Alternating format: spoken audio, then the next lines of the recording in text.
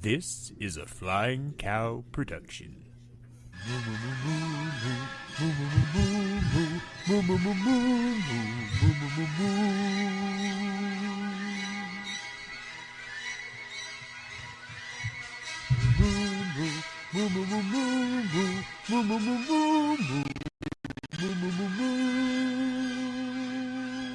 Well, hello and welcome back to the Great Film Challenge. I am Clay Johnson, the Flying Cow himself, and here with me is my nephew, Aaron. Aaron, how we doing today, buddy? Good.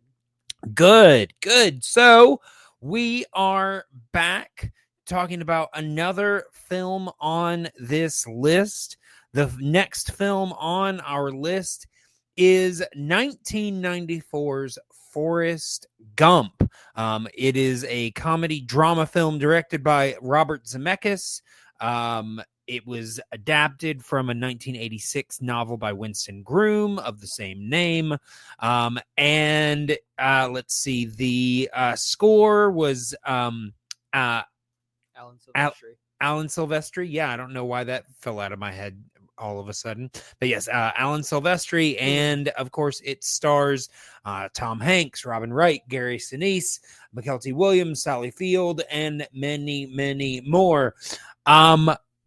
So obviously, Aaron, this was a film on your unseen list. Yes. But as you discussed with me, you had actually seen about half of the movie previously. You just never finished it. Yeah, I was at a hotel and I was the last one awake, so I had the TV to myself and there was nothing good on. I was like, I haven't seen this yet. Sure. And then I got tired halfway through it, and so I turned it off. Okay. Okay. All right. So I will say this is a film that I have seen many times. We'll talk about what my feelings about this film in just a little bit, but I want to go ahead and I want to start with you. Obviously, you had already seen about half of it, but you hadn't seen the rest of it. So did you have any expectations, or like even before you watched this film for the first time? Certainly, I mean, this is a film that is all over pop culture. Yeah. You still hear people quote lines from it. It's been memed to death, all of those different things. But what was your knowledge of Forrest Gump before ever encountering the film itself? I knew a little bit about Gump as a person, of course. Sure. I knew there were like a few quotes that were from it. I'd seen a few memes. Right. And I knew like one or two bits, but like not a whole lot. Right. So when I went into it, I knew that it was like a movie that people were really divided on. Sure. And I was like, okay, I want to know why. Mm-hmm. But I'm honestly not sure what really has people like that. Sure. I enjoyed it. I don't think it was like the greatest thing ever. Gotcha. But I wouldn't say it was like really bad or anything. Sure. I will say, I think for a lot of people, the kind of, I don't want to say hate, although some people do hate the movie. But then I know rabid fans of this movie too. Uh-huh. But I think for those that do, I mean, dislike might not even be the right word, but just that for people that do have problems with the film, a lot of them, a lot of it comes from the hype around it. It was such a popular film for so many years, and it was just such a, like, it won Best Picture and all of those things. And honestly, there are some films that have won Best Picture that then people turn on simply because they didn't really feel like it deserved Best Picture. And a lot of those films, if it winning Best Picture actually does it more harm than good. Oh.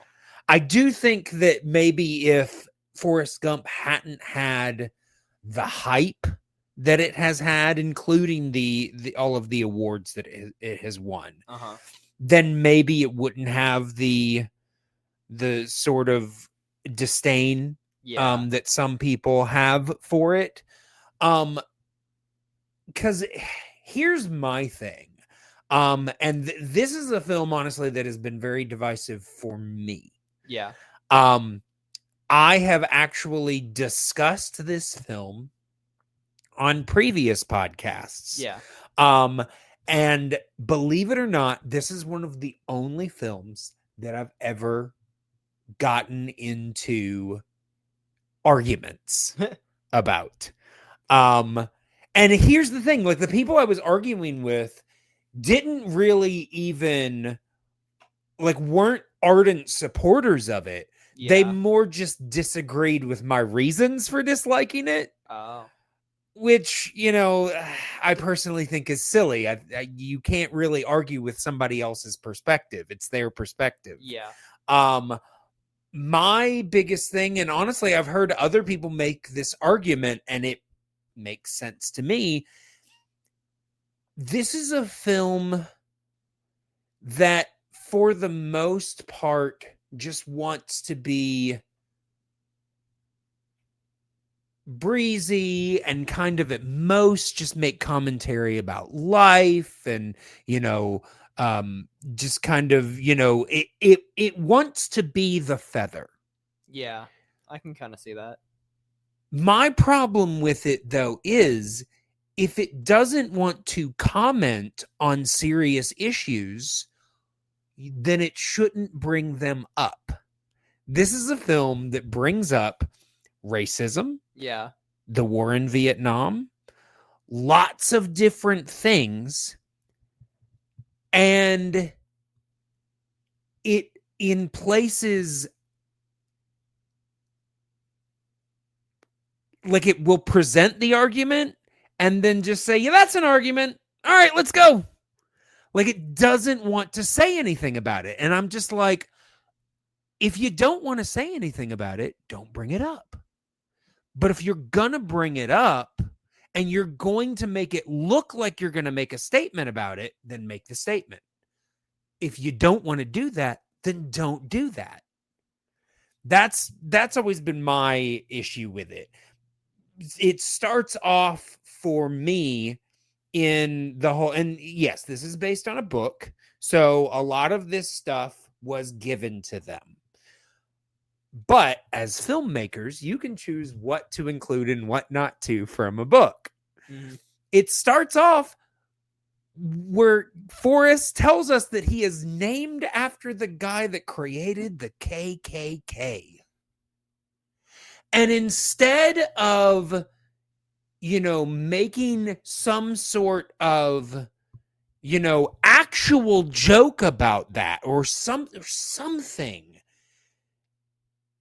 it just says, Mama says she named me that because sometimes people do silly things. And I'm like, I'm sorry. Nobody is going to name someone after the founder of the KKK if they don't agree with them. Yeah. That's just kind of so again, if you don't want to deal with that, because that is an awkward thing. You don't want to deal with it. Don't bring it up. Just leave it alone. It's not necessary. And it happens with race several times. They do the whole, George Wallace thing and the integration thing. And he's there and he gives the woman her book, but otherwise he's just kind of like wondering. And here's the thing. I'm not saying that that's not how he would react, but it's like, why are we watching this? Why is this so long if you're not going to say something about it? And I mean, yeah, I get he calls him an angry little man. It's just, it feels like it wants to be light and silly until it brings up something serious. And then it's like, hey, here's something serious. Anyway, just don't bring it up. There's lots of ways around, and the whole thing with the Vietnam conflict. I mean, I feel like they actually landed in a good place with his actual Vietnam service. They didn't then need to take him to an anti-Vietnam rally where they put him on stage to say something and then on purpose cut off his mic so that we can't hear him make a stance. Again, if you don't want to make a stance, don't put him in that situation. It's just unnecessary. So that's my thing with the film, is that it toys with a lot of important issues and completely ignores them. And I just think that it's silly to do it like that. But I mean, I will say it didn't bother me as much in this viewing. I will say there was a time at which every time I watched this movie, I liked it less. I think I've probably reached a plateau. The things that have, because here's the thing, even when I was in my place where I liked this movie the least, there are still moments that get me emotionally. Mm-hmm. I love Gary Sinise's character, Lieutenant Dan. I think that he's absolutely phenomenal in this film. And I like the things that they do with his son, with Jenny. Jenny herself, I'm a little iffy on, because I don't know, there's weird things going on in their relationship. But there are things that I really enjoy. This time, I think all of it kind of hit me less. I was less upset, but I was also a little less affected than I have in previous watches. But again, that's my opinion. That's my point of view. You enjoyed it, and I'm glad you did. Yeah. I mean, like you say, you didn't think it was amazing. I didn't think it was amazing. I kind of do, like, more than kind, I guess, mostly see the opinion of there's not a lot of reason to these unnecessary things, and I get that, but I think, like, I mean, here's the thing. I want to read the book for some of them, it's so that they can make a joke, and it's like, yeah, for some of those things, like, honestly, that's the thing that probably I find the most just annoying, like, not frustrating like the other stuff I was talking about, but just annoying. Like, they're just references. Like, Forrest Gump apparently is responsible for half of the history of the middle of the 20th century, including pop culture. And it's just like, okay, it's, especially when it gets to his the running bits, it's like they just keep piling it on, and I'm just like, yeah, we don't need. It's like, that was a joke that was funny a couple of times, but that's the main joke of the movie. Mm-hmm. And it's like, I don't think we need it that much. Yeah. There are some jokes that are like, okay, it's kind of funny, and then I feel like they would be repetitive at a certain point. Yeah. But with the unnecessary things, like I was trying to say, I feel like they're not, like, yeah, it does feel weird to bring that up and then not say something about it at all. Yeah. But I feel like they were more, like, either more or too focused on Gump himself, either just existing or just being there, right, rather than the events themselves. And I'm like, I guess, right, but there's also this trajectory he's on, mm-hmm. his story, really, mm-hmm. and it's like, I mean, where else is this guy gonna go? He doesn't know what he's doing. Sure. And honestly, if that's what they want to focus on, fine. Focus on him. Stop bringing up all of these other important topics and then not saying anything about them. there's not much he could do about it either, which is one part that I'm like, I don't like that he can't do anything.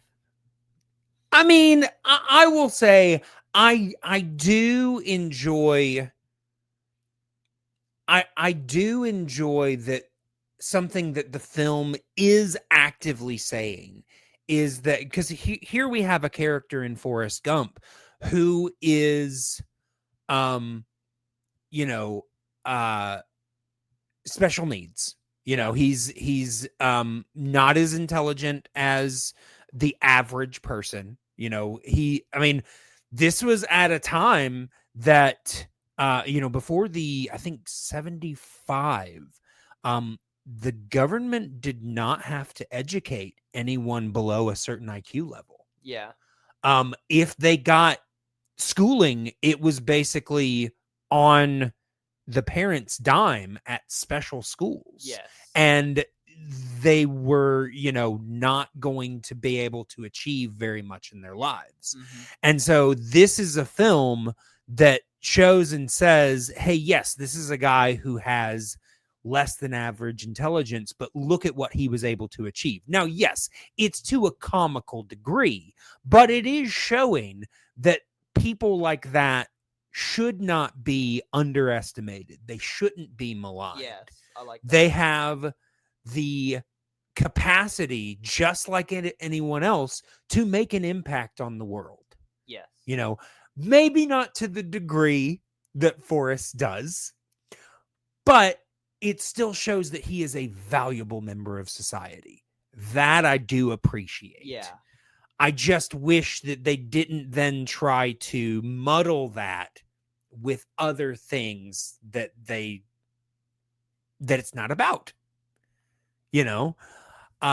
So yeah, that's really my biggest issue with the film. I do want to ask you, because one of the biggest things about this film, he won Best Actor for it, was Tom Hanks' performance as Forrest Gump. What did you think about his performance?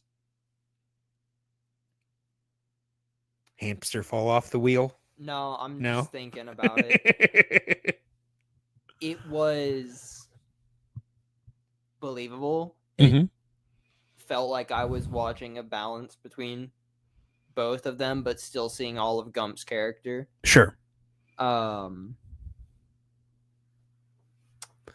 Yeah, I mean, it's kind of a balance between, when you look at it on its face, it could be seen as comedic. Yeah. But it also is kind of realistic. It is a little bit realistic. I will say, I mean, I'd have to look this up to know for sure if it is accurate. It might be apocryphal.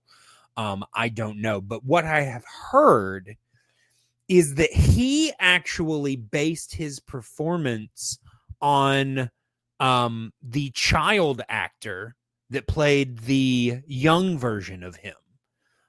Apparently that was just kind of the way that the kid spoke, and he really liked that. So he basically decided to base his portrayal on the way that here it is. So the kid, his real name is Michael Corner Humphreys. Now this is on Wikipedia. Anybody can edit this. Yeah. So again, I mean, it does look like there is a footnote. There is backup for this. There's an actual article attached to this, but it says that Hanks revealed in interviews that instead of having Humphreys copy his accent, he actually incorporated Humphrey's unique Southern accented drawl into the older character's accent. So he based that manner of speaking on this child actor. Yeah. And so, I mean, because, when you hear the kid, I believe that that's just the way the kid spoke. And I don't think that in 94 they probably did hire, a special needs actor. That's probably, he probably just spoke that way, and it just kind of happened to sound a little, slower, and it just worked. But I think that it works in a way that it is both humorous, but also not, it's not making fun of the character. It's not, it's not a joke at the character's expense. It just happens to be the way he speaks. Yes. So yeah, and I mean, this was, he won his 2 Oscars, Best Actor Oscars that he won. He won back to back. So, this was his second in a row. I will say, while I do really enjoy his performance, and I think he does a really good job. I think, watching it this time, I realized my favorite moment of performance for him is when he goes to meet Jenny and she tells him that the young boy is his son. That was really nice. His reactions and, the way he catches, his voice catches when he tries to ask, does he have the same problems that I do? Basically, just the way that he performs that whole thing, I think is really good. That, I think, is probably my single favorite scene from him. There's a lot I think that he does really well, but that I think is probably my favorite scene of his. But like I said before, honestly, my favorite character, I think the most interesting character for me in this is Lieutenant Dan. I think that's a general consensus. It was just a fun character, and probably the one with the most depth. Yeah, I mean, I think a lot of that it's Gary Sinise. Gary Sinise is a phenomenal actor. But yeah, he has a way of, just this anger that he has, after Forrest saves him, and then, kind of the peace that he comes to. Like, it's he has a great arc. Yes. In the film, and it's just, it's honestly my favorite kind of bit of the film is the way they handle that character. But is there anything else that you wanted to talk about in terms of this film? I feel like, because I plan on picking up all of the books that, for all the movies that they're based off of, all the ones that are based off books. I want to get them and read them. This feels like one that I really should read, because I want to know what the other version is like. And I feel like if you're going to be listening to this podcast or any other review of this movie, you should be doing that too, because books can always be really different. And I feel like even if it is the same thing, there are going to be some differences. And it's like, if there's one thing you dislike about it, or one thing you do like, read the book. Yeah. Do it. I mean, my main thing I feel like their whole decision around, his naming is probably from the book. And I imagine that the book might be a little bit more truthful about the reasons for why he was named what he was, and the movie just tried to skirt around it.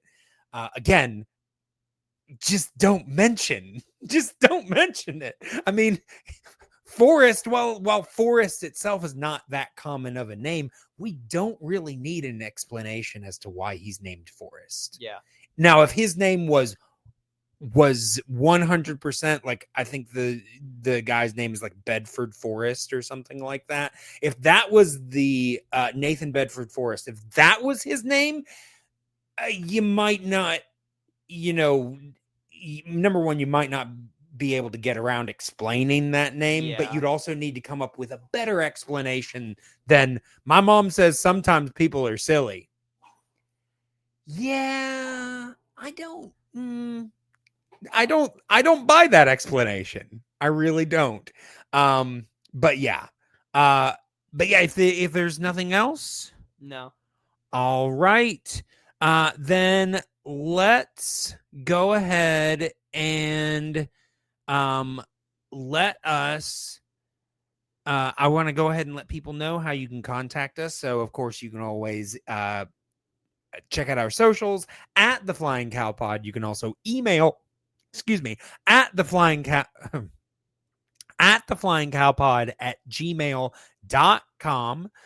And yeah, just let us know what's going on and check out everything we've got going on over there. I will say we are going to be doing an off the list for this one, just because I think we might have mentioned it in the last episode, but there is actually a version of this movie that came out. It was a remake that came out a couple of years ago that I actually really enjoy.